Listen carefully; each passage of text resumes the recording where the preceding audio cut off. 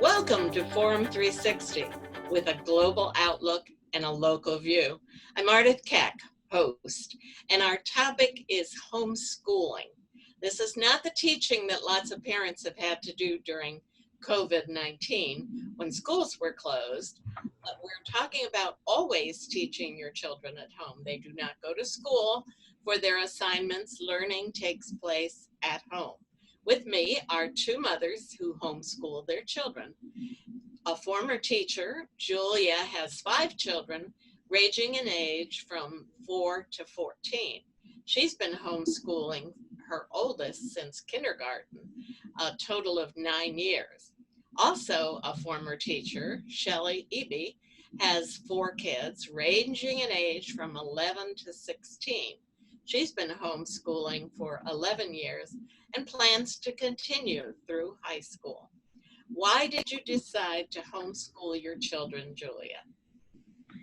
Well, from the beginning, it seemed to just naturally flow the way that we were raising our children. So when my oldest was ready for kindergarten, it was actually my husband kind of prompting to say, would you consider homeschooling our kids? I hadn't really thought of it before that point about, it was if that was like my plan or my goal. But thinking about how we were already trying to form our kids, their character development also included with their education, it just seemed natural to us that we would continue that at home and for kindergarten. At the same time, there were other women that I'd met that homeschooled their kids, and they were super encouraging, telling me, it's not that difficult, you could try it, you could do it. I hadn't ever taught kindergarten in the classroom, but I knew that I'd be able to do it just because I already had a relationship with my son. And I think that was really the encouragement for me, or the decision became very natural for us. Okay. Shelley, why did you decide to homeschool? Well, like Julia, I knew some other families who homeschooled, and I actually babysat in high school and college for one family in particular, and I really liked what I saw. Their family dynamic was something that I hoped to have one day. And then as we got closer to our oldest starting kindergarten, I think I kind of got scared, and we sent her to kindergarten for half a day, but immediately we saw how it kind of divided our family. She was at school, and the relationship that was so strong with her and her 3 younger siblings changed. So starting in first grade, we kept her home, and really, like Julia said, we worked towards that homeschooling life all the way up through her first 5 years. And then it was just so easy to just fall right back into that when we brought her home in first grade. And then the other kids just kind of followed and never went to kindergarten. Right. With 5 children, Julia, in grades 2, 5, 7, and 9, how do you ever manage their time? Well, I say that's probably one of the biggest challenges as a homeschooling mom, because you don't just have homeschooling, you have all the other duties of house life. I stay at home with my kids, so I also take care of the responsibilities around the house, shared with my husband as well. But I think as life began, I was just homeschooling one child at first, still had 2 little ones at the time, and then every 2 years we were adding another child to the homeschooling. But as the child gets older, they can take on much more of their own responsibilities. So I definitely have to be helping that 2nd grader with a lot of his assignments. But the older ones are, at this point, able to pick up their things. They know what to do. They know that as soon as they get done with their work, they can go do other things. So they're very motivated, very independent learners. At the same time, I'm there if they need it. But in a really practical way, I just kind of block out several hours of my day. So usually, I like to school my kids in the morning, so before lunch, and try to be done by about lunch, where I have to be sitting at the table or their desk helping them with their assignments. And then the rest of the day I can do the other things, whatever it is, cleaning or meal prep or laundry or whatever. But it definitely does take my full attention. So that's probably the biggest challenge, is making sure that I'm completely available to the kids when it's time for school. School time, right. Yes, right. Kelly, with when you get into high school, and you got one who probably is in high school or close, with subjects like math and science, how do you know the topic well enough to teach it? Yeah, so I always say that if my kids would have started later in their schooling years, it would be really hard for me. But I think I just, like Julia said, we started with one kid in school, and I just did her math with her, and I checked her math. And so all along, all through the first 8 years, I was really following the math and grading it and checking it. So it just kind of came back to me naturally. With science, we do use a co-op. We go to a co-op once a week, and we do several subjects there, but the main subject that I go for is science, because they can do their science labs. I have my second high schooler coming up this year, and so we've done biology and chemistry and physical science, and they have a teacher who's really specialized in that area and can answer any big questions. And so throughout the week, they just kind of read their science on their own, take notes, and then read the notes to me. When they have a question, chemistry had me a little more stumped last year. She was doing so well, and then we got to chapter 4 and she had a question, and I kind of felt like, I didn't read the first 4 chapters, so I had to go back and kind of freshen up a little bit. But it is nice because I have a real chemistry teacher at co-op who is there to help with the things that I can't help with. But so far it's working. Julia, what kinds of resources are there to help you teach these things?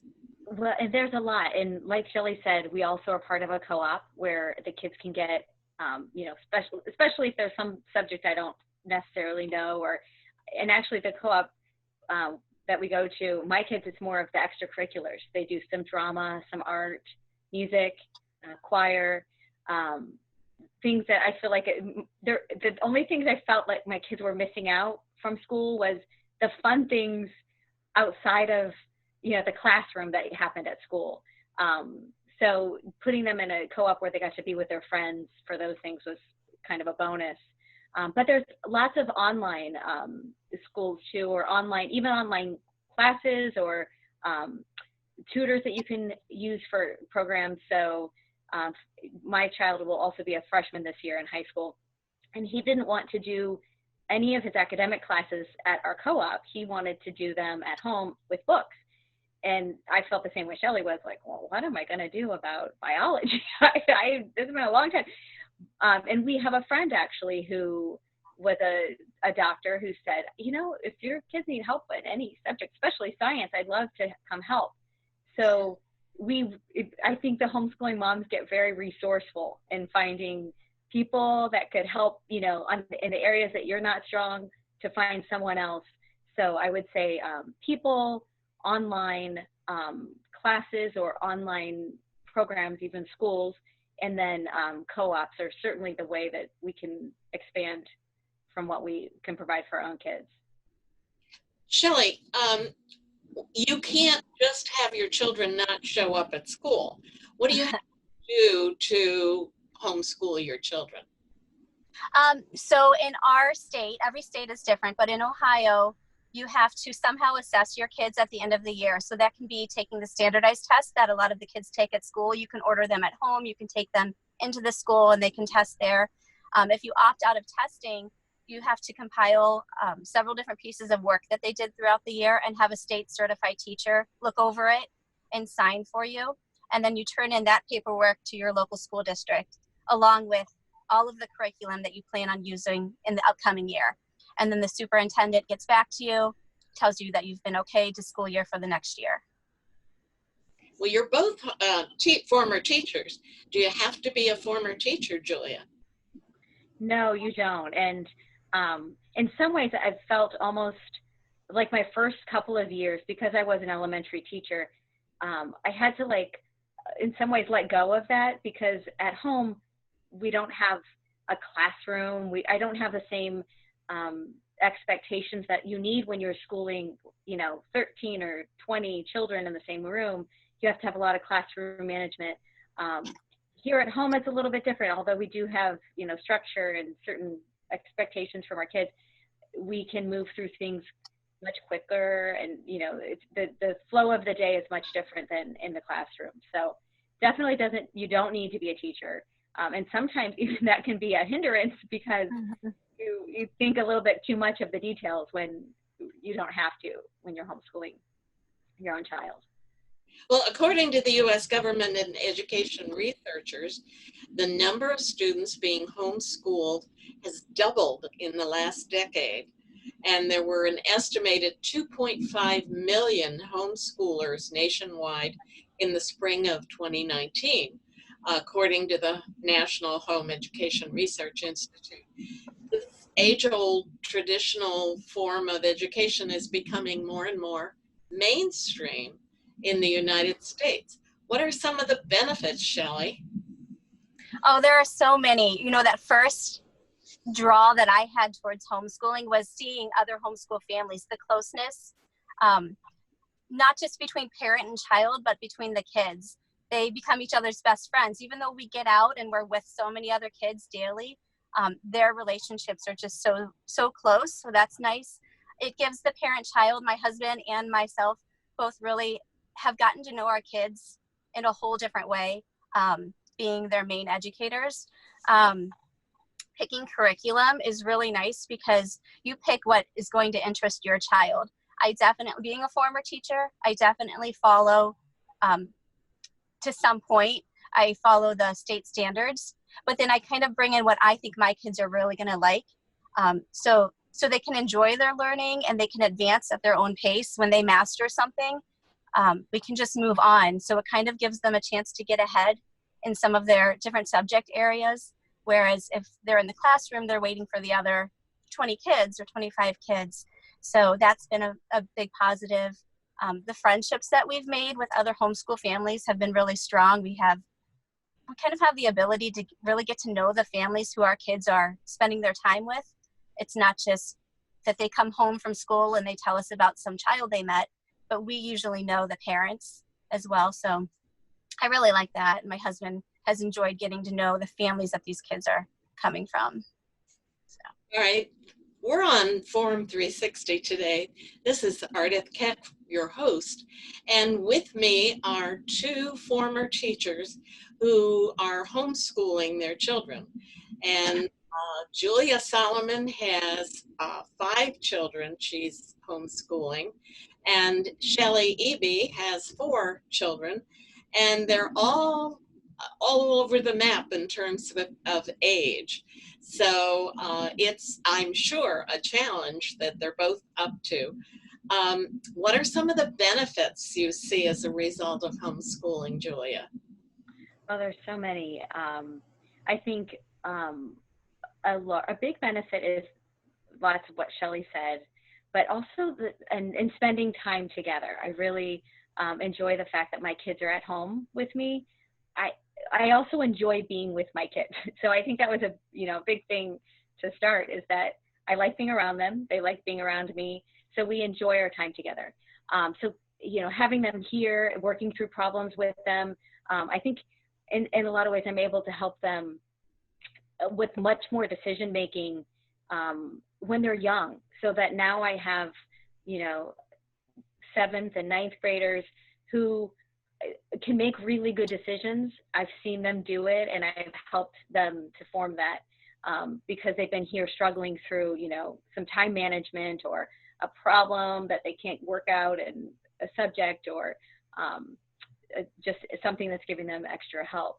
And I would also say, too, another big benefit is our ability to set our schedule and move it around. So life events happen. So last year, my sister was sick with cancer, and it took a lot of my time as well as our family time to spending and helping. And because the kids were homeschooled, we were able to continue their schoolwork.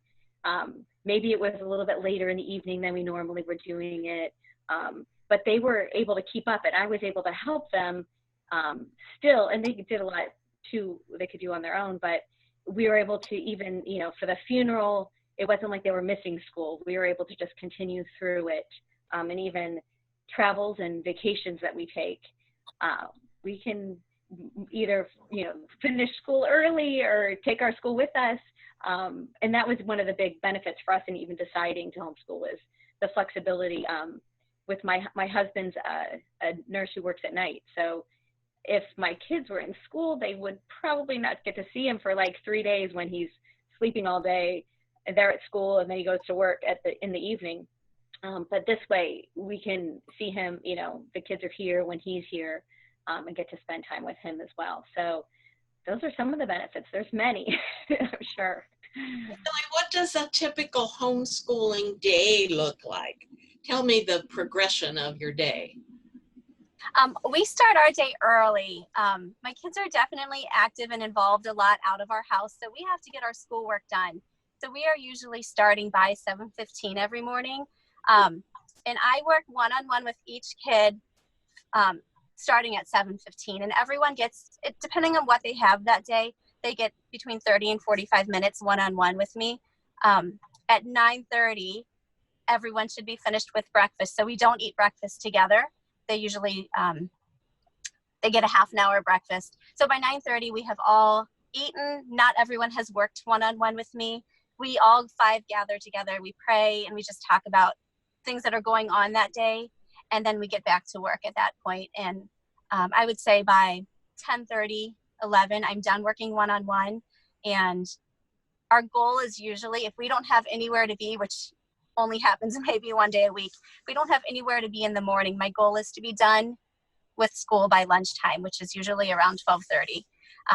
And then at that point, we finish up lunch, and chores have to be done, and piano has to be practiced, and all of their responsibilities need to be done before we can leave for dance class or piano lessons or ski club, whatever it is that we have for that day. Okay. Now, you've touched on a little bit of my next question, and you touched on it earlier, but Julia, critics of homeschooling would say that the kids do not have the opportunity to socialize with kids their own age. How do you socialize your kids? Well, there's a lot of ways. And one thing is, for us, my kids, I would say we have a larger family with 5 kids, but I come from a large family. And so they have so many cousins that I think, my kids' best friends are probably their cousins, family members that are their age, and they have lots to choose from. So for us, family is a huge part of our socialization. And outside of that, our kids are involved in lots of, we can do, as homeschoolers, you can be involved with your local sports, your school district, your community sports, just like any other student. And within our homeschool group, there are so many opportunities for activities. Sometimes I find it's more that we need to cut out the socialization so we can get schoolwork done than it is a problem of trying to find a way to socialize our kids. We have a family dance as a homeschool group. And Shelley and I are both part of a large homeschooling group in Akron. And the families get together and often have activities that are planned. We do hikes together in the fall, and we do days at the park in the spring usually. And then also, we're both Shelley and I are both part of a homeschool ski club, which our kids get an opportunity to learn how to ski just like, other kids, although we even get to start in elementary school, which is nice. We also, lots of our kids are involved in their parish youth groups or other youth groups or 4-H groups.